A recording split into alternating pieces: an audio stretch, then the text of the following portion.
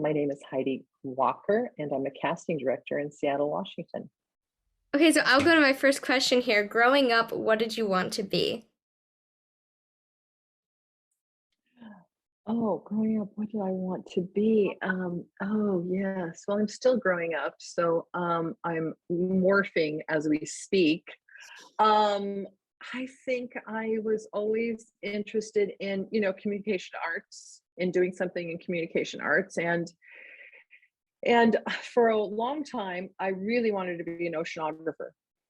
I do remember really wanting to do that. And then I found out at that time, um, most females were basically stuck in an office or a lab counting zooplankton. So I decided to go in a different direction and started, you know, um, hanging out with the theater kids,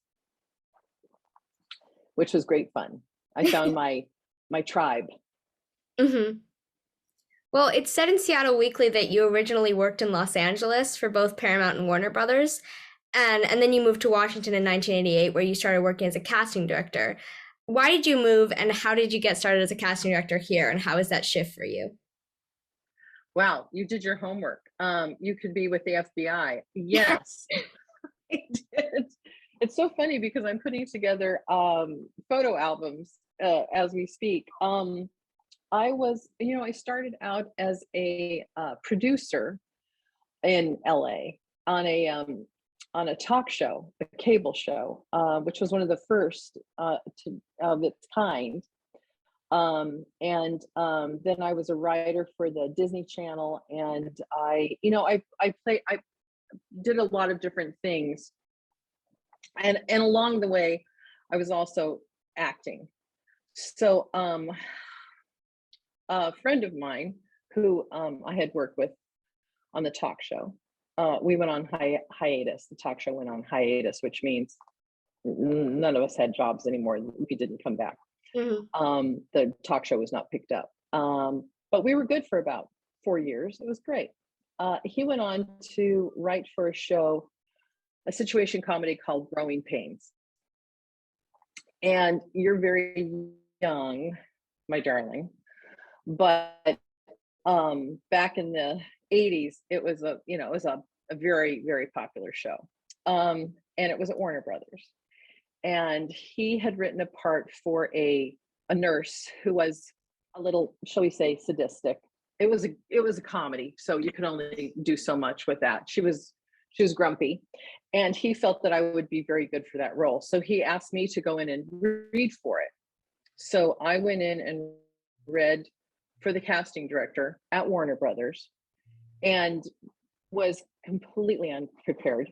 I took my wedding photo as my 8x10 because all the acting jobs I had ever gotten were from friends who would write roles specifically for me. So there I am in this big pants casting director's office with my wedding photo, which was ridiculous and horrifying to anybody that I tell the story to who knows how to be a professional actor. And I went in and I did my thing, and I was sitting out in the outer office with fairly recognizable actors who'd done a lot of situation comedies and been on episodics and what have you during that time frame. And I I just felt that I did the best I possibly could, and later found out that I did a really good job, right? But acting was not what I wanted to do. Directing and producing was what I wanted to do. So she was looking for an assistant 3 months later, and I ended up going in to apply for the job. And she said, "You want to be an actor?" And I said, "No, what I really want to do is be a director, producer. I want to be on the other side of the camera." So she hired me, and that's how I got into casting.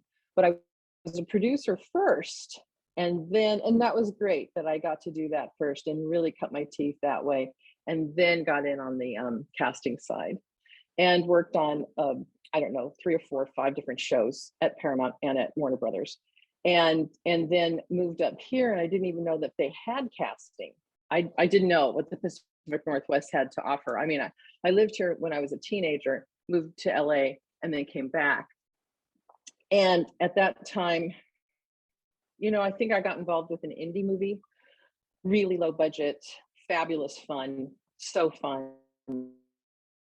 And then was able to sort of take my credits and parlay them into working on Northern Exposure, working on another series called Medicine Ball. I did 10 Things I Hate About You, which was great fun. I did The Vanishing. I was able to actually do a lot of stuff up here, and it's been great fun and able to have a life and breathe fresh air. So I'm very appreciative of all that. How do you That's my think long drawn out answer to your question. it was a good answer? Um, how do you think working in acting affected you as a casting director now? Oh, well, I think that it made me have a lot of compassion and a lot of empathy, a lot of, a sympathy, empathy, all those things that I think are really important when you have people sitting in front of you who are giving everything they possibly can of their art, and interpret what's the word I'm looking, interpreting it in such a way that they're trying to bring their own signature to it. Okay. um I feel that a lot of times actors are treated not so great, and being an actor at the beginning and working in a casting office in different situations with different casting situations and seeing how people were treated probably taught me a lot, because I feel that if you give people a warm, secure environment, they're going to do their absolute best work. And so that's what I believe in. That's always been my theory, is that there's not a power play involved. There's no egos involved. If you come in and you audition, I'm completely there for you. I want you to feel secure in what you're doing and be able, and then I feel that you really shine. Hmm. Now, sometimes people don't have time to, make a complete cocoon around you. That's your job. You Hmm. cocoon yourself. You're the professional. You know that you're coming in knowing what you're doing. You've prepared beyond, so you are completely ready to show your stuff. And that's the actor doing their homework, and I get to sit back and enjoy it. But I basically learned, and knew just because the way I was brought up, everybody's, special. Everybody should be treated in a very respectful way. So And how would you say casting here is different from, say, LA or New York? it's a smaller community here. When we send out a breakdown for parts, you know, you might get 25 to 50 submissions, Hmm. right, from the agencies, talent agents. But in LA, New York, you'll get hundreds and hundreds of submissions for maybe one or two lines. Hmm. So I say, if you're here in Seattle, stay in Seattle for a while, get some experience under your belt, and then you can move on to, these other markets. But I think this is a great place to start. What is the biggest challenge of being a casting director versus the biggest reward? The biggest challenge probably is there's just not that much, there's not that much work. There's a lot of corporate videos that are done in-house, for Amazon and Boeing and Microsoft. So that's good. And those are great gigs for actors. There's a lot of tech speak in those. It's a whole different, exercise in acting. Plus you have to wrap your tongue around a lot of dialogue. So I think that's a great exercise for actors. But there's we do a lot of car commercials. We do a lot of Washington Lottery, which is great. But I do more indie films now. I used to do very large budget films. Those don't seem to be in as much demand. I don't mind because I love doing anything creative, especially when it comes to film work. It's really so much fun for me. And it's more of a collaborative effort because you're in it for a while rather than commercials that are pretty quick and, done. Mhm. Um, but, and there's more for actors to bite into when it comes to film work, I feel. Mhm. But that just is just not happening that much. Um, and it might, our film incentive, we're in hopes that that passes and that'll encourage more people to come and film here, which would be great. Portland's very successful in what they've been able to do, so that's wonderful for them. So that's the hardest part. I think there's just not enough work sometimes for casting directors in smaller markets, and we're known as location casting directors. So um, I used to do a lot of big searches, which was fun, but it's just a little different. The climate is a little different. I think the reward is, well, for me, it's always being able to give people work, get them work. I Yeah. love that. I love it. I've always thought of it more as I was running a little bit of an employment agency, an artistic, employment agency for Mhm. artists, and that's always that's always been my joy. Unfortunately, I don't get to call the actors direct because the agents love that too. They love that rush of calling their client and saying, "You got booked," and it's Mhm. fabulous. But I've gotten a lot of lovely thank you notes along the way, and you know, especially for series like the most. Let's see, the thing that I probably had the good fortune of working on that was fairly large was the reboot of Twin Peaks with Mr. Lynch. So I did Firewalk with him, Firewalk with Me for him, and was in on the latter part of the original Twin Peaks, and then did this reboot back in, what was it, 2017, 2018. So that was fun. That was a lot of fun. I just wish there were more of those because it was so great hiring that many people. So that's the joy. Mhm. What would you say a typical day of work looks like for you? Well, it's very different now because of COVID, you Mhm. know, uh, self tapes. I Yes. was, I, I was, yeah, now you're going to see my true colors come flying out. I was so opposed to self tapes prior to, quarantine and lockdown. And I just thought, I need to have you in the room with me so we can exchange that, that energy. Yeah. That was vitally important to me that you and I, because that way we could, it's the nuances of a facial expression of me communicating to you, you communicating to me. That's the beauty of what we do, right? Mhm. And then these self tapes were like, oh God, no, please. And now that's what we do. That's it. I think I've had one call back in person in the last, 6 months. Everything else is done on Zoom. And it was during, good weather. So everybody could sit out in the parking lot 6 feet apart from each other and then come in with a mask and then, blah, blah, blah, blah, blah. Mhm. Uh, I don't think self tapes are going away. So I've embraced them completely. Mhm. I'm sure. Yeah. Rah, rah. Let's do them. Um, but they have to be done right. And it's really hard for actors because now you guys have to be producers, directors, sound people, gaffers, light, Mhm. you have to know how to light it. You never know technically what's going to go, just like you and I today, going from one situation to another because, it was buffering or I was freezing or whatever.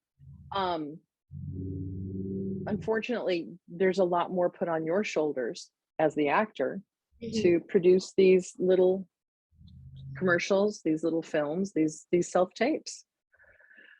Um, but I don't see them going away. And the good thing is that you can now submit for things all over the country, Yeah. all over the world, That's the beauty of it, is that you can submit for anything, anywhere. And so that's great for actors. But I do now completely embrace the self-tape. Yes. Well, nowadays with the self-tapes and being able to rewatch those, how common is it for you to circulate audition sheets after a project? Like for instance, people who didn't get cast. Like do you ever go back to people after that because of this Oh, option now? oh, sure, sure. Yeah, because then it's a great way to shop. It's Hmm. a great way to keep people in a file, go back, shop, and say, "Oh, wait a minute, they'd be great for this. Hmm. They'd be great." Where we take notes, or we were always filming. Here, we always film when people come into audition. So I always had that as my library to go back to and research. But these self tapes are great because you can keep them on file and say, "Wait a minute, they weren't right for this part. They were right for this part." Hmm. So, when you walk away from an audition, never say die, because you don't know what you might be thought for, but for the next project. Yeah.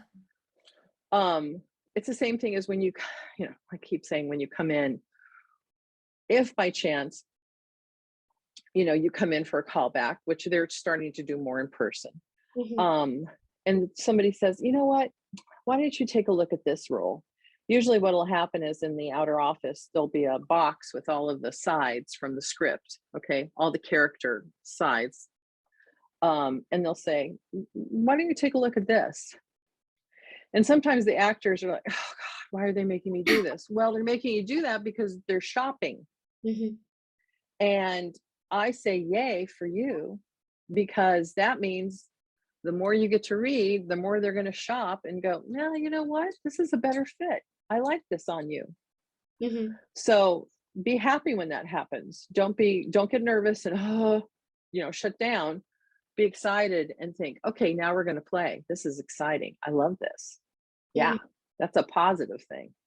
Hmm. And Did I what is answer that question? I keep going off on tangents. I'm so no, sorry, darling. you're answering all the questions, don't worry. Okay, I'll be good. All right, go ahead. Well, what advice would you give to people like actors during this time and about video auditions and just about navigating this whole new sort of way that the world of the entertainment industry is working nowadays?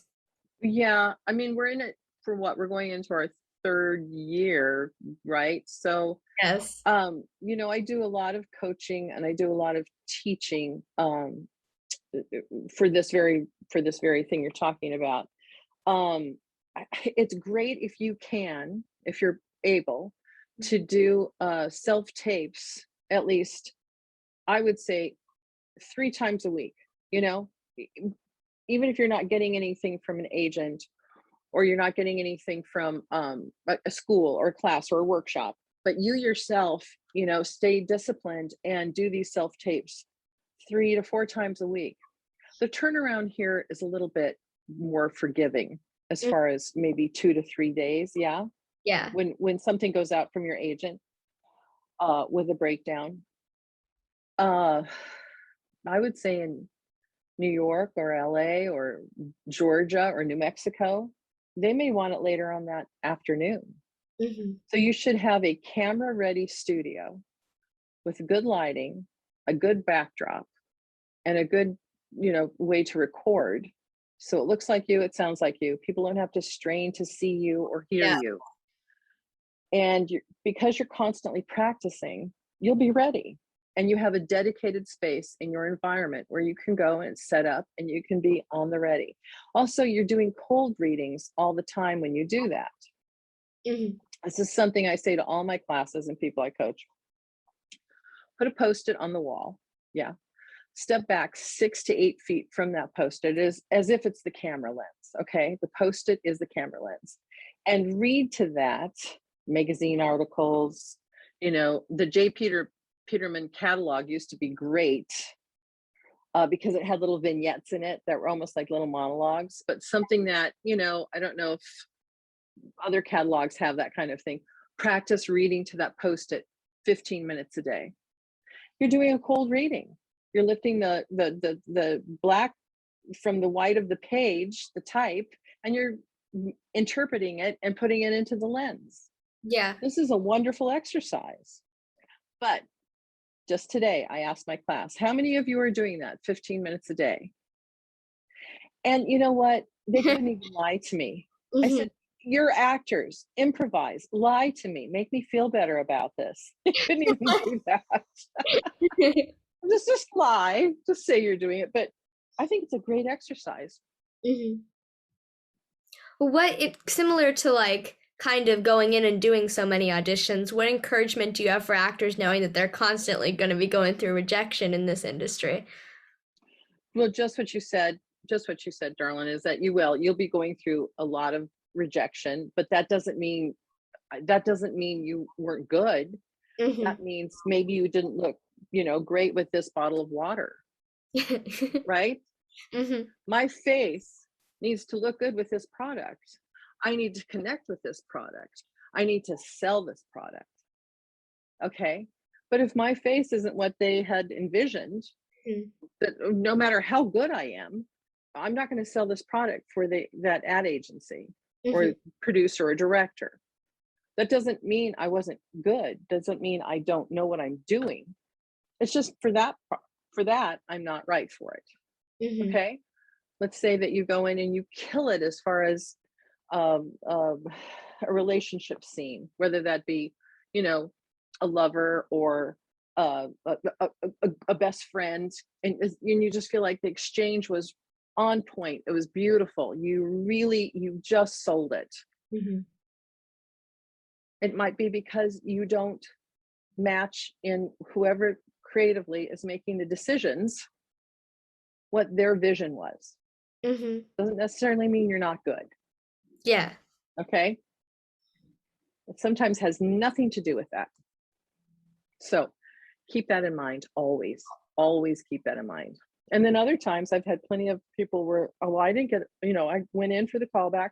I haven't heard. And then maybe 3 weeks later, Mhm. I finally get the word from my director, producers, this is who we want to book. And that's fabulous because they're like, I had no idea. I let it go because I didn't. Oh, no, you're booked. What a surprise, huh? Mhm. You just never know. Mhm. Don't try to second guess. Don't try to cast it in your mind. Just go in, do your best, have a great time, because if you're not having a great time, why do it? Yeah. And don't beat yourself up afterwards. It's what you do. You're a professional. It's what you do. And quite frankly, for you to put yourself out there in that way, that takes guts. It takes a lot more guts than, and I have nothing against accountants. God bless them. I'm glad they're here because I need help. But a really wonderful, lovely accountant isn't putting themselves out there every day to be judged, Mhm. right? Actors are the only ones that do this. And with auditioning, do you think that there are any common um like things that people think about casting directors that aren't true? Like I'm trying to think of the word. Yeah, I can't think of the word. But like things that people might assume about casting directors that aren't true when it comes to going into the audition for the first time. That we're bitchy. Do you want me to just say it? I think they think sometimes that casting directors are judging them. Yeah. Casting directors want you to do a really great job. We're your biggest fans because you know what? We say it only takes one, and we want to get the thing cast. We Mhm. want somebody to come in and really do a fabulous job because it makes our job easier. Mhm. And it only takes one. It only takes one for that role. And thank God, you step through the door. I'm your biggest fan because if you can do it and you're confident, again, you're confident. You know exactly how you're going to attack the piece.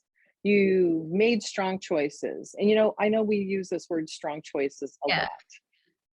Strong choices doesn't mean strong choice. It means a choice. You've made a choice of how you interpret the piece to be, whether that be a one line for, you'll play yogurt, or something that's a little bit more, meaty as far as film work is concerned. Just make sure that your choices you believe in, Hmm. because then the camera will believe in them and then we'll believe in them. And just know that the casting director is there for you, is supporting you. They may seem a little frazzled, if they've been at it all day and you're toward the end of the day and they're, okay, come in, all right, okay, slate, all right, rolling, or okay, whenever you're ready. It's not about you, it's about them being exhausted. It has Hmm. nothing to do with you, but we're all, we're animals of course it's about me. Yeah. It's always about me. No, it could be anything else but you. They just want you to come in and make their lives easier and do a really good job. Hmm. And that's all in your prep work. That's on you. Prep work is on you. So don't go in and say, well, I just got the sides. Well, I didn't know about this until late last night. Well, they're not interested in any of that. They don't want to hear those excuses. You go in, you're the professional, you knock it out of the park, you leave, you buy yourself a cupcake with pink frosting.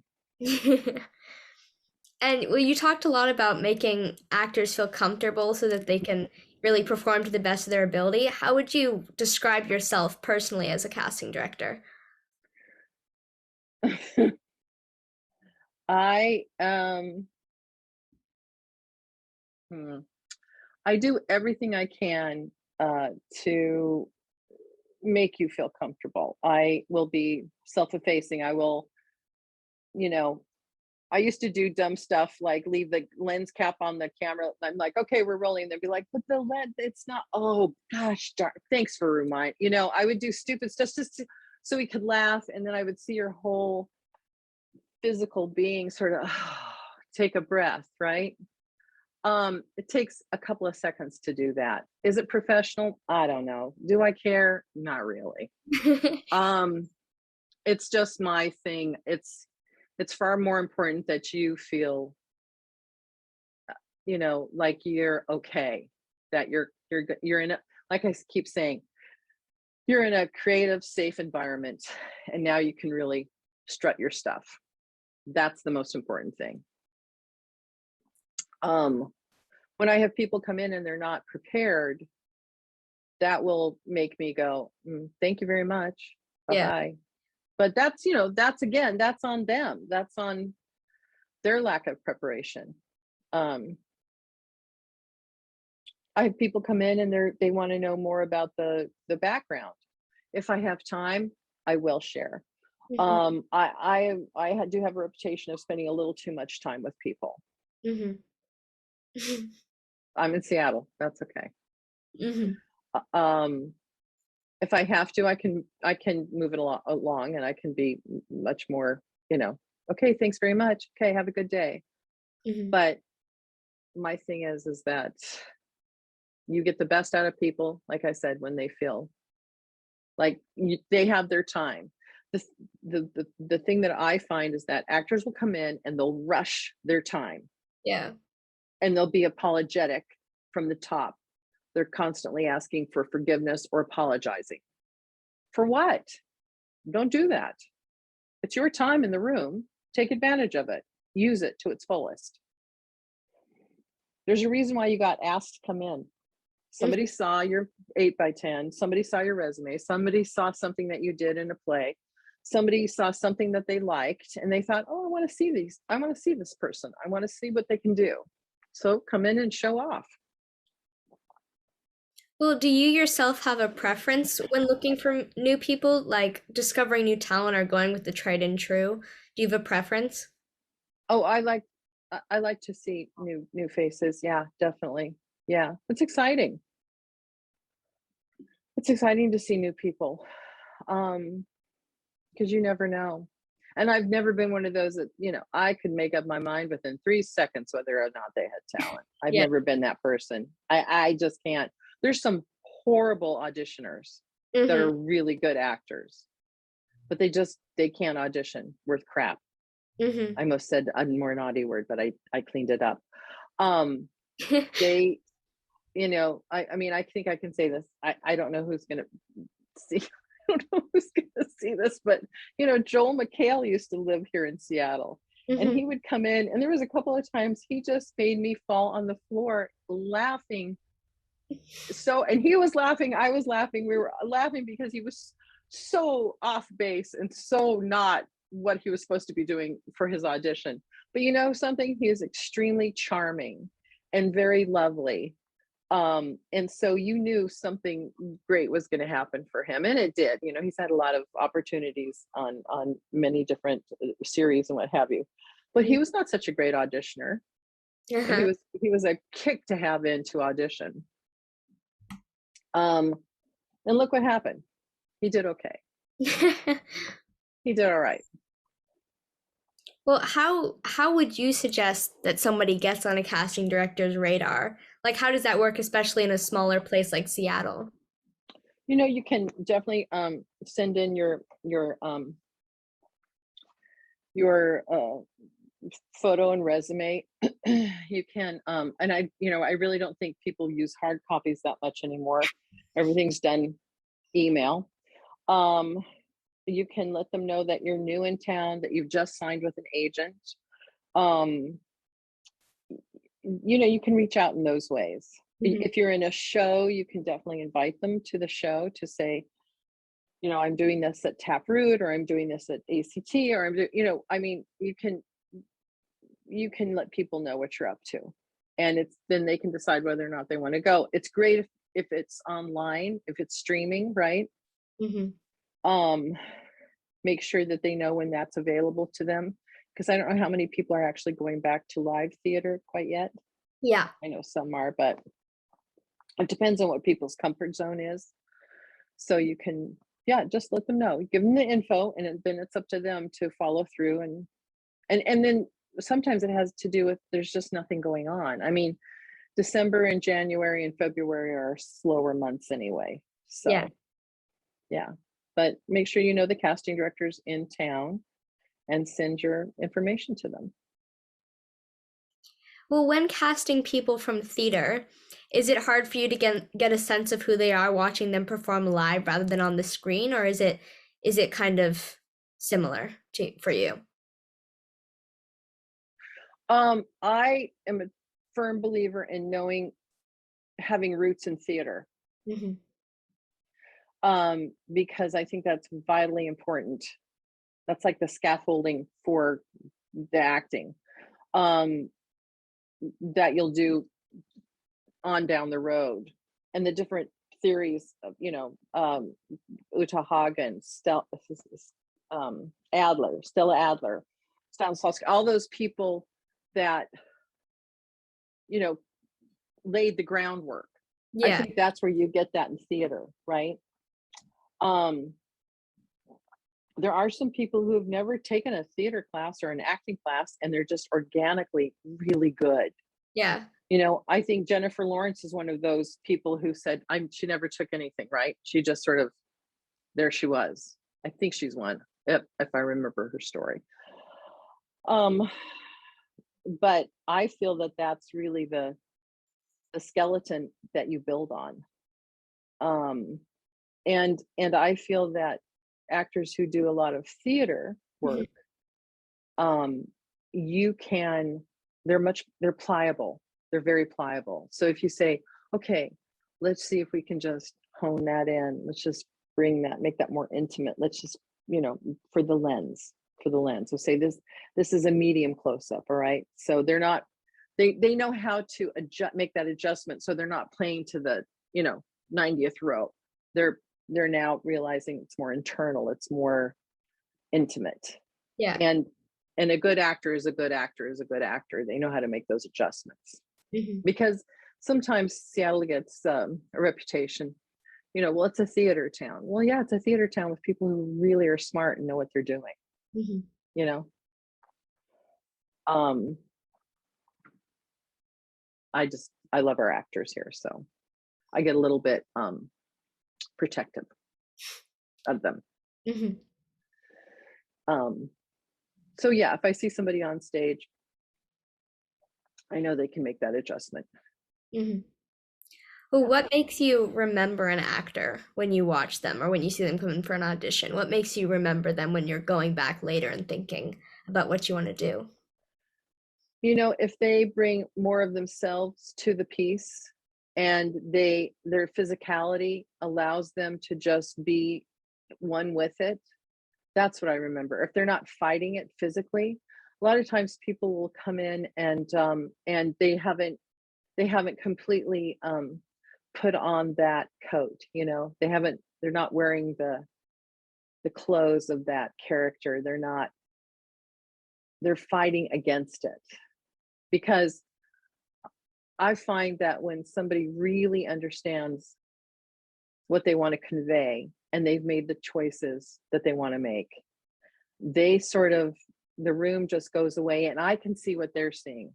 I'm in that environment with them Yeah. and I'm in that world, and that's what I love. And even if they improvise something or they pantomime something, I'm right there. I can see it. I can see that they have something in their hand, and also they physically just become one with that piece. And I always say, when you're doing a self tape, turn the volume off and watch how you move through the piece physically. Hmm. Yeah, to see if it looks like you're being natural, organic with it.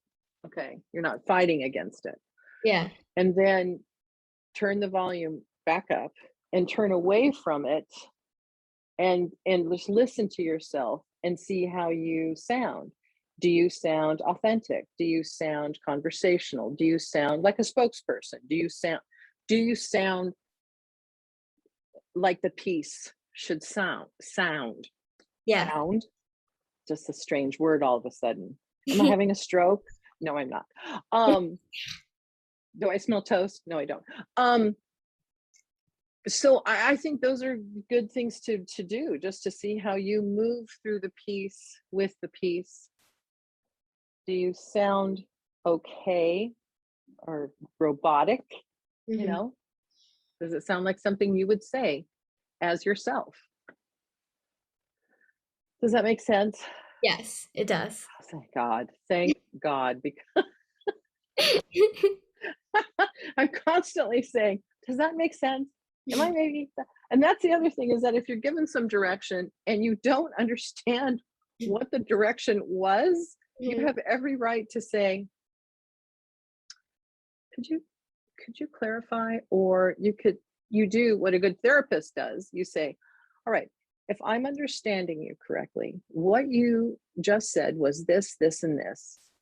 Okay? Mhm. You have that right. You have that right to make sure it's clear. So then you can do the best interpretation of what they just asked you to do. Mhm. Well, for you, what's it like working on like casting movies versus short films versus TV? Like, what's the difference like for you? It's it's pretty much all the same for me. It's a story, it's a character, the interpretation of the character. I mean, with comedy, of course, it's different as far as the pace and the the beats. Um, it depends on what kind of is it horror? Is it, I don't know why, but I always get the, you know, sex trafficking, drug running. To look at me, I look like a librarian, but I always end up casting these really the films of just bad guys, gals on the run or misunderstood, trying to, find their way. They're great. They're great fun. Um, so you sort of have to lean into whatever you're working on, and and uh as far as how you work on it, it's always the same. Mhm. Really, really understand what the character is. Have, creative meetings with the people that are in charge, the director especially, seeing, trying to see it through their eyes, bringing to the table what they want, right? Um, there was one that I was supposed to be a 40-year-old. No, excuse me, it was supposed to be a 13-year-old on a BMX bike who was pushing drugs Mm. in one of these films. And I thought, I'm going to bring in a guy in his 40s, pushing mid 40s, because to me it was so pathetic that he never got beyond the really, low life pushing drug stuff, Mhm. and still had to ride around on this BMX bike because he just never graduated. Yeah. And I will do that sometimes, take creative license and do something like that. And they loved it. They were like, that's brilliant, because, and for me, that was fun, that I was able to sort of channel it in a different way. I've done that with the different things. And sometimes they're like, yeah, absolutely. And other times like, what were you thinking? But that's okay. I was trying to make a choice, right? Mhm. Yeah. I have like one more question for you in this, and then I want to move into some of the stuff you've worked on. So, kind of one of my last general questions is, do you have any advice for people like me thinking about going into the industry? Like, yeah. You going into the industry being an actor? Yes. Yes. I say go for it. Is it your passion? Yes. Is it something that you just think about all the time? Yes. Yes. Yes. Is it something that just brings you joy? Yes. Okay. Are you willing to have two other jobs to survive? Yes. Okay. You're willing to, and you can hustle. Hmm. Okay. All right. Then I would say go for it. Absolutely. You need to have something that you can, pay the rent, buy some food, get some insurance, right? Yeah. So if you're willing to work at these other jobs and, juggle two or three of them, like dog walking, whatever you can do that also allows you to be available to audition, then go for it. Hmm. You because this will always haunt you. An artist is an artist is an artist. It will haunt you until you decide, yeah, I'm still going to go for it, or I'm still going to keep at it, or you know what, I did it, I'm going to try something different. Perfect. Okay, good. So, moving into some of the stuff you've worked on, let's talk about some of your work, starting with Twin Peaks. You said that the deal is that you don't work with a script with Mr. Lynch. Can you tell me a bit more about this? I don't know how much I can say because I don't know what's Mr. Lynch is going to hear. um, I got to tell you, it's sort of interesting when people come in. Like the last Twin Peaks, I interviewed people. I sort of found something that they, maybe a special skill or something that I knew about them, Hmm. and then they would riff on that. Like there was one guy who came in who was, oh gosh, what is it when you Macho Libre, did I say that right? The fighting, Oh, yeah. the yeah, with the masks. Hmm. And he ended up showing me some moves that he knew. And it was funny because he was a big guy, and by the end of all his moves and what have you, his t-shirt, it became like a shorty shirt, and his stomach was just hanging out. He didn't care. He was so into it. And I think that's, I'm just gonna guess, I think that's what they were looking for, is people who could just completely immerse themselves into that moment. There was another guy who had been on uh, Z Nation, Nikkei cast Z Nation, and he had to show me the 5 different types of zombies. The ones that had their brain eaten as opposed to ones that had their heart eaten. And I mean, I was fascinated by it. And he would act out each zombie, and he was so into it. He actually got cast. He got cast in the reboot, the Twin Peaks. And I had just a bunch of lovely, wonderful stories, of people just kind of losing themselves or acting like they did, because that's a good actor too. You know what I mean? Yeah. Um, but that so be it. They were good. So I have, I don't know, 300 stories. I keep thinking I should make a short with them because they're fabulous. But that he appreciates just somebody being in that moment. The when I did Firewalk, um, it was what was the strangest thing you could do with your face. And I don't know if he remembers this, but I do because I thought it was so charming and sweet and lovely. Somebody came in and put 40 pennies on there. You know how you can make your tongue into a cup? Mhm. Somebody had put like 40 pennies on their tongue, right? Their cup. They just kept putting them on like this. And so, I sent the casting tape, which was crazy. And I get this call from from the casting director down there who I was working with in LA. And she said, David has something to say. David has something to say to you. And I said, oh, okay. I mean, it's Mr. Lynch. I was like, oh, all right.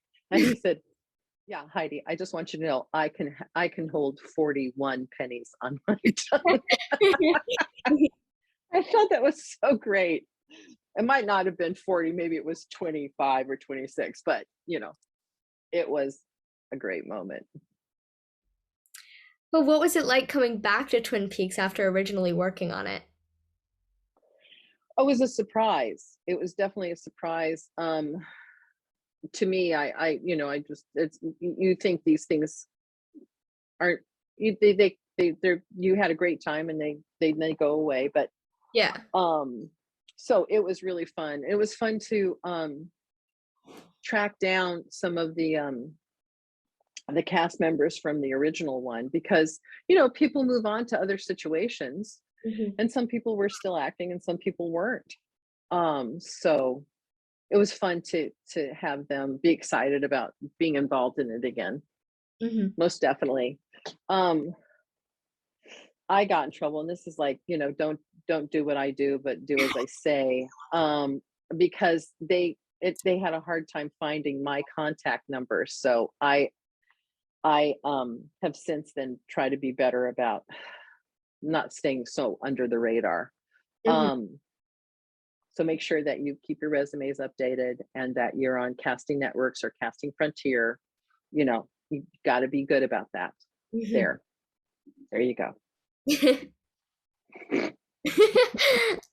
Well, what was it like working on 10 Things I Hate About You? I know that was a younger cast at the time, and the Yeah. people you were casting were younger. So what was that process like for you? Great fun, so fun. And I did that opening sequence where you go from one group of cliques to another. Yeah. um I had a lot of high school and early 20-year-olds come in for that who could look like they were 17, 18. And then throughout the scenes there were other people, like the guy who had the party at his house. He was a local guy, and just great fun, really, really fun. um I love doing that stuff, and it's fun to find people who, a lot of teens haven't done anything. Hmm. They just come in, or they've done, maybe some print or maybe one or two lines somewhere, or been on stage, done some high school plays and what have you. And then to find that they really get it and they dig it and they know how to do it, and they're just not jaded, and they're more organic in how they approach it, because, well, okay, well, all right, well, this is how I'd say it. Hmm. Perfect. Great. um so yeah, it was fun. It was a lot of fun. Well, similar. What's it like casting younger talent versus older talent? What's that like for you? um well, age is interesting. I don't sometimes older talent can act younger than younger talent. um,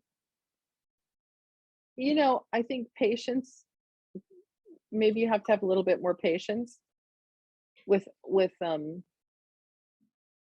talent that hasn't done as much, just Mhm. to kind of explain, or sometimes not explain, because why should you explain something? Again, if it's just an organic response, beautiful. Um, I treat it all sort of the same. Mhm. You have to understand something. Older talent, and I'm talking people in their late 60s, 70s, right? Mhm. This whole technical thing about self tape, this has got them really, really stymied. They don't know what to do, Yeah. right? They do the tape, they can do the self tape, but uploading it to WeTransfer or YouTube or Vimeo or whatever you're going to use, Yeah. that's where you guys, you're like, oh, no problem, boom, boom, boom, boom, boom, and it's done. So you have to understand, because this has always been part of your world, this technology. Mhm. That's great. For other people, like past 50, it's a learning curve. It's a Mhm. learning curve. Mhm. And quite frankly, it's not fair. Okay. I'm just going to say it. It's not fair. Well, when you go to your IMDb and you click and you show like all of the episodes you've done on Northern Exposure, it's like it's really, really long. Can you talk to me about working on that? Uh, God, just so much fun. So much fun. One of the big takeaways for me, which was a great teaching moment for me, learning moment for me, I guess, is that, that show took place in Alaska, Mhm. and we used Roslyn right here, um, just east of the mountains, as the northern exposure town. And um it was founded by these two women, and I had to cast Russian speaking people, Tlingit people, a lot of Native American actors. It was so much fun, but very and French people. I mean, it was a big challenge, because you had to really know how to speak fluently in these languages, Mhm. or be a fast learner. So I just remember one episode, I was really struggling trying to find the supporting cast, and went into the executive producers and said, I'm having such a hard time. And one of them turned to me and he just said, well, you're the professional. We totally trust that you know what you're doing. And I walked out. I was like, that's right. I'm the professional. I know what I'm doing. I can do this. It was one of those, and I hang on to that to this day, because I was like, yes, I can. I can do this. I think we all need a moment where somebody says that to us. So Mhm. we have a point where we're like, yeah, I believe I can do it. That was a lot of episodes with little turnaround, so it was really, really, really fast and furious, but Mhm. so much fun. And I was able to pull it off, which, thank goodness. um my dad, I didn't do the extras casting. I only did the speaking parts, but principal parts rather. And my dad, for one of the shows, he was I pulled some strings, and he was able to be an extra on the show. And he couldn't get over the craft service table. He just thought it was marvelous. And in between takes, he would go and talk to the actor who played Holling, and at the bar, the guy who ran the bar. Yeah. And I was just like, oh my God, I'm so sorry. Daddy, you shouldn't, because my dad was talking to him about his 401k and how he should, invest. He was like, no, this is not, there are boundaries here. You should never. And it was my dad. But the John was very sweet and was like, don't worry about it, Heidi. It's okay. We're having a nice chat. So I have some great memories from that show. Great memories. Do you have a favorite story or memory that sticks out to you over your time as like a casting director of any project you worked on, really?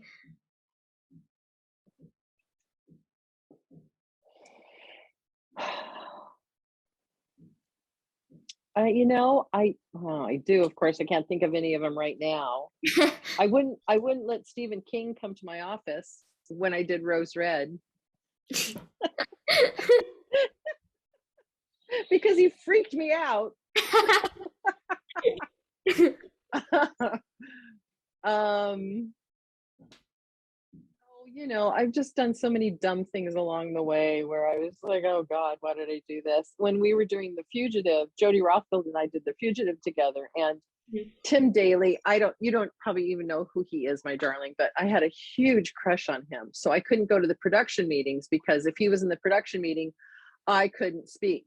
I just, he was on a show in the 80s, once again, showing my age, called Wings. And Oh, I just thought he was, my mom loves that show. We watch it together. I just had a huge crush on him. And then to later, be the location casting person on The Fugitive, and then to have him walking around there. And I was, as I was telling you, I was putting together my photo albums, and we had a Christmas party, and I know somebody told him that I had a horrible crush on him. Of course, I'm married with 2 children. It was completely innocent. But he came up at the Christmas party and asked me to dance, and I was like, "Oh my God, no, I can't!" It's terrible. So, yeah, I have a lot of stories, but it's usually me acting like a complete idiot. So there you go. If you could work with anyone in the industry, who would it be?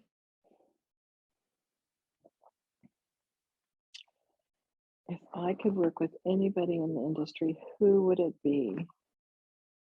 You mean as far as an actor or a director? Anyone, like whatever type of person you want.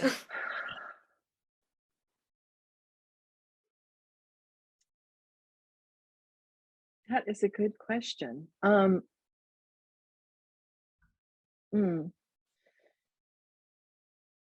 Of course, I love Meryl Streep. I got to have cocktails with her, so I've already been down that road.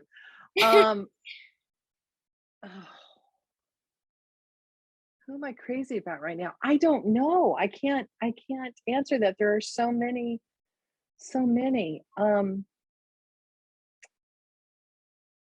I can't just answer one. That's totally fine. Okay, sweet. Thank you. A couple last questions for you. This is one of my favorite questions to ask people. Like I ask it every time. And that's, if you could give your past self a piece of advice, what would it be?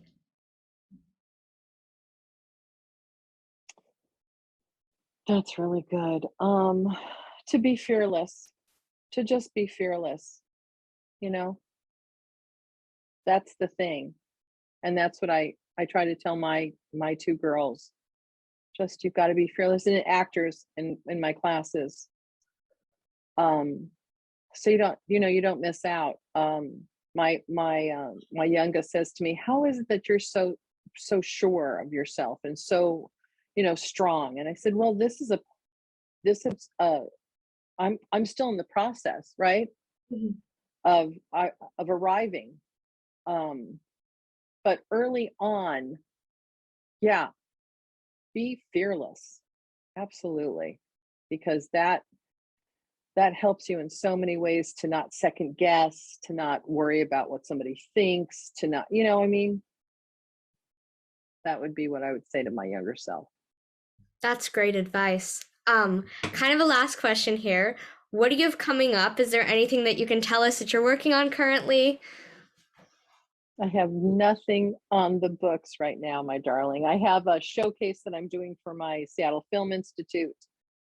But other than that, there's some, talk.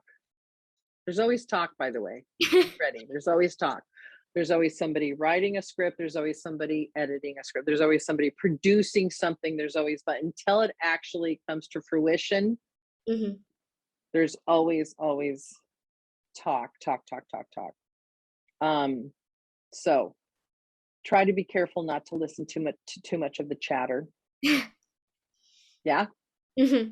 And also, work on your own projects. If something's not happening, write, produce, and direct your own projects. Hmm. Don't sit around and wait for somebody to do it. You do it. Hmm. So in the meantime, I coach a lot. I do workshops a lot. Um, and for me, the biggest payoff on that is having people feel confident. Um, I say I'm really good at shining your armor, so you can go out there and do what you got to do, and that gives me a lot of joy. Hmm. So there you go.